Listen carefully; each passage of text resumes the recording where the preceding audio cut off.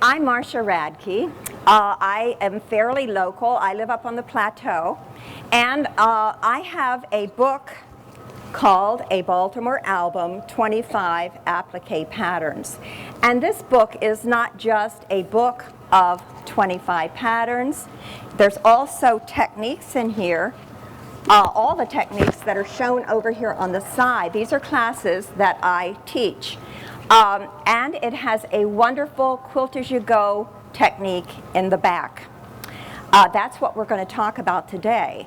But let me first tell you how this book came about.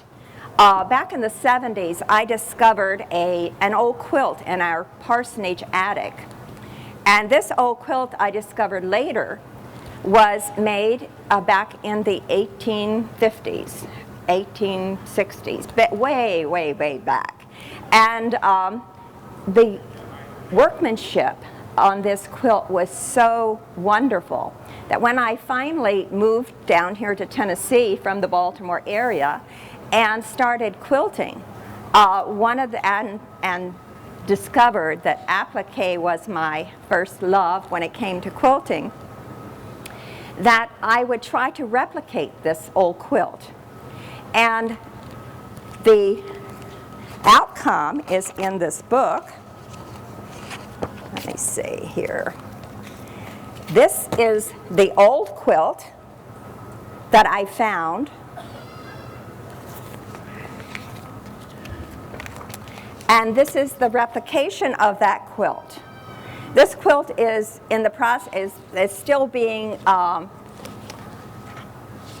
in a show of applique quilts, Baltimore Album quilts, that was sort of a tribute to Ellie Sienkiewicz, that's traveling with the NQA show. It's been on the road for almost a year, and it has been to several large cities and the Netherlands. So I really am delighted that my quilt got to travel so far. I wish I could have been along, but but it was really a nice honor for me and my quilt. And I should be getting that quilt back by next month. Now there is a quilt in the author's section, the author's roundtable section, as you come in to the left, that I made when I was teaching my first class of this quilt. And it is made with the Quilt As You Go system. So if you're interested in this Quilt As You Go system, you might want to check this out because it does work beautifully. Your quilt, if you do it just the way the instructions tell you, it will hang beautifully, and you're working with one block at a time. Now, moving right along. I'm going to show you these large blocks because it's a little easier to see. You will first start with your completed applique. And I know one of you ladies said that she has a whole stack of applique blocks finished and hasn't done anything with them yet. Well, after you get your block finished, you will square it up. Make sure it's all squared up at this point. And then you will place the batting and a background that's at least 2 inches larger than your block. You will stabilize that with some basting stitches to make sure it stays in place while you quilt. Now, if you want to do a simple, just diagonal quilting line, I quilted every 1/2 inches, and that's the way the original quilt was done. And to do this without having to draw any lines, you could take a 1/2 masking tape, 1/2 inch masking tape, place it from one corner to the opposite corner, put a ruler against that line to make sure it is absolutely straight. Quilt on both sides of that line, pick it up, and then move it, and keep on moving it along. Now, if you established and made sure that that first line is absolutely straight, you shouldn't have any trouble with it remaining straight. Then, with using 1/2 inches, and with the 1/2 inch strip, you end up having your quilting lines go from one block to the other. Now, if you use a larger quilting spaces between your quilting lines, it will not match up unless you have that same distance here in the center. So now I'm going to backtrack and go piece by piece and explain to you what we have done. Okay, we have our block, and we're going to place it with our batting and our backing. The backing is at least 2 inches larger than the front. And you can't see real well, but this will give you some idea. I have put a piece of masking tape from one corner to the opposite corner. Quilted down both sides. Pick this masking tape up, move it to the next. Quilt along that line, and just keep on moving it. When your masking tape stops losing its stickiness, just take another piece of masking tape, go back along that line and continue until you're finished. Now when you're finished with quilting, that's the time you're going to want to take your block, trim the batting close to the edge of the block all the way around. Then trim your backing 3/4 of an inch all the way around. You see that? Now we have this all trimmed at 3/4. The next step is to take your second block, do the same thing with your second block. Now we're always going to work from our second block to the first, the third block to your first and second, your fourth block to your first 3 blocks. This way your backing is always headed the same direction. So okay, we have our finished first block, we have our finished second block. This is the second block. We're going to take a piece of fabric that you're going to use for your stripping. Over here I've used colored, and in the quilt that I have hanging out front, I use the same background fabric as I used in the blocks for the quilt. You will lay your strip on the left corner, left side along the edge of your block. Always, let me back up. Measure, take a measurement from here to here, vertical measurement. That will always be throughout your quilt your vertical measurement for your 1-inch connecting strips. So it's 1 inch by whatever that measurement is. Here it would be about 14¼ inches. In this one, not so much. Whatever that length is, then you will always cut them the same. Make your block fit your strip. It's also a lot more accurate if you will cut your strips and your side pieces along the selvage edge of your fabric, because if you do, there is no stretch, so that when you put this down, you're not going to have your strips stretching, but you're going to either relax the underneath or stretch your underneath to fit your strip. Okay, that will go on the left side of your second piece. Then you will sew it down with a 1/4 inch seam. Got that? Stop me if I'm going too fast or if you don't understand, because I'll back up. With a 1/4 inch seam.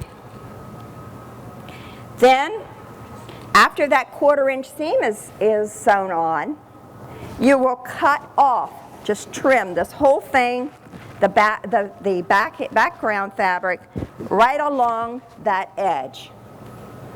That's taking away the bulk, okay? Then you will finger press this open. And I have found that when you're doing a large quilt like this, it's better to go ahead and take it to your ironing board and use some steam, because you want this to lay nice and flat. So that when you flip it over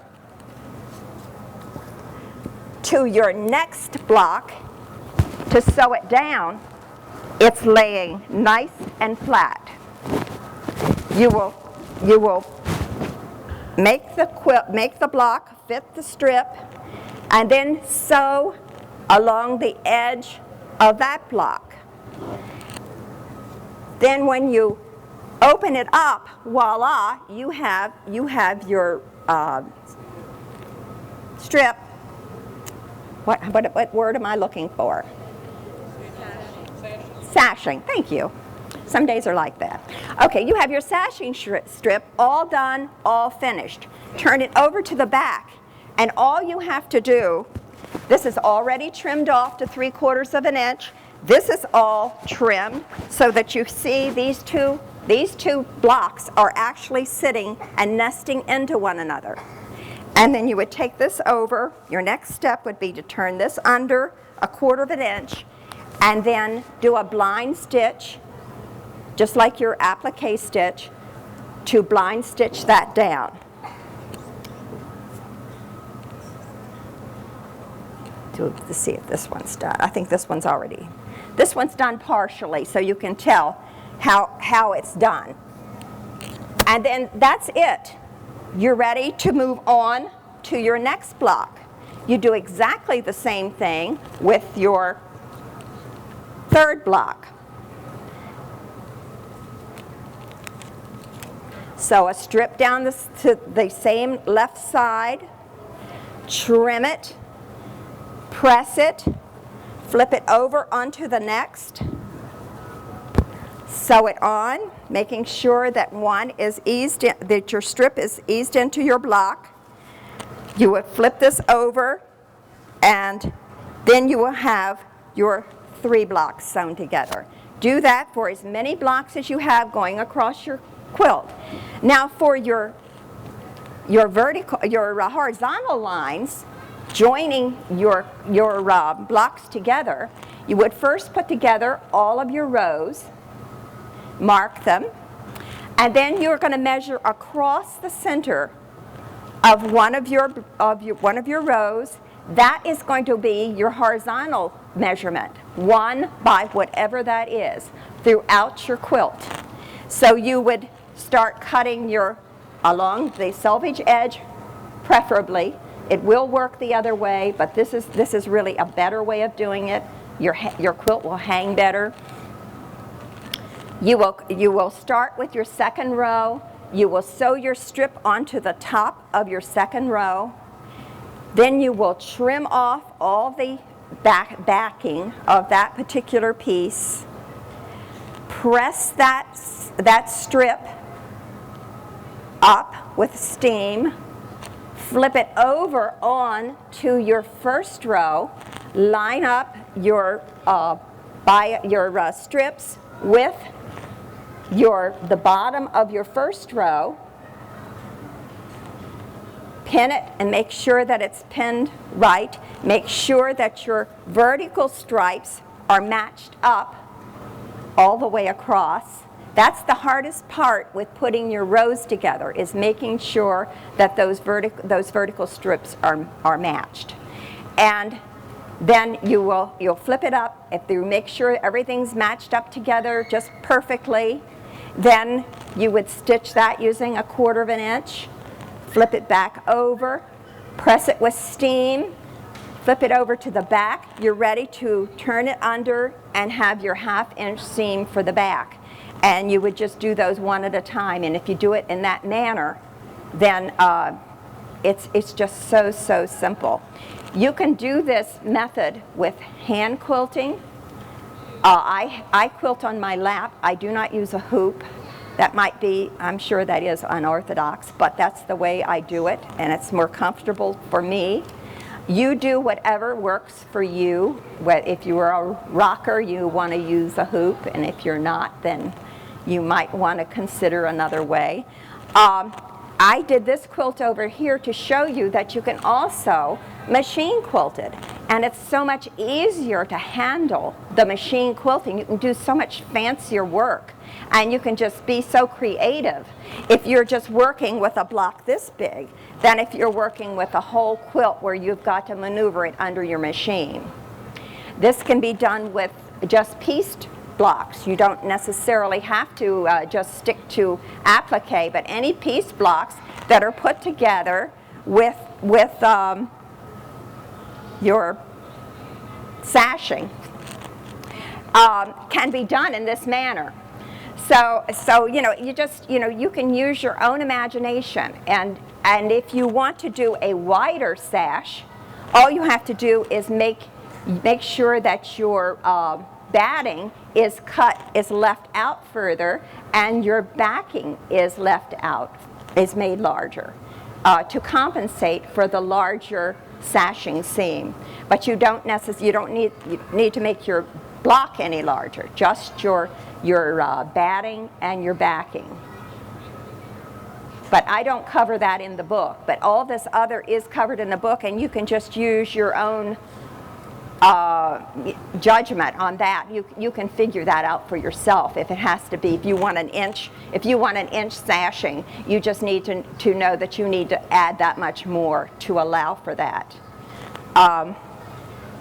I would like for you to feel free to come up and touch these things and look at them. This quilt down here is all done by hand.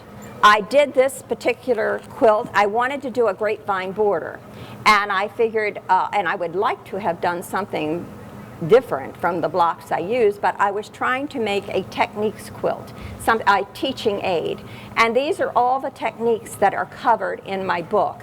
There's the perfect points for quilting, for appliquing a mariner's compass. And you know, when you're trying to applique points that sharp, it's not an easy task. So there is a technique in there for that. There's the reverse applique and the freezer paper applique, which I find extremely easy. You can use it, you can make the tiniest little pieces by using something, using your freezer paper. You can take any drawing, any picture, and make it into an applique simply by transferring it to freezer paper. Another thing is the ruched flower. I make my ruched flowers like they did hundreds and hundreds of years ago, like my grandmother made. I don't use any fancy tool. It's a very simple process where your strip is gathered. It's zigzagged and gathered. It's just a matter of making sure that you overcast every edge as you go, gather it up, and then fan it out into your flower. That process has been done forever. Is that in your book? It is in the book.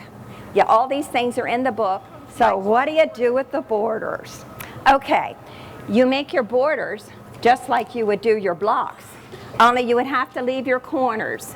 You would have to do your corners on a miter, and you would leave your corners undone. You can applique them, but don't quilt them. So you do the whole process up to the point where you would be quilting. You can quilt everything just so you can maneuver that miter corner. Then you would put it on the same way. You would put a strip along the side. Take your measurement, put a strip along the side, lay it along the side of your quilt, flip it up, sew it, and then press it, flip it back, and do all four sides. Then you're ready to quilt the corners when you get all that. Do your miter and then quilt the corners. So you have to go back then and quilt your corners.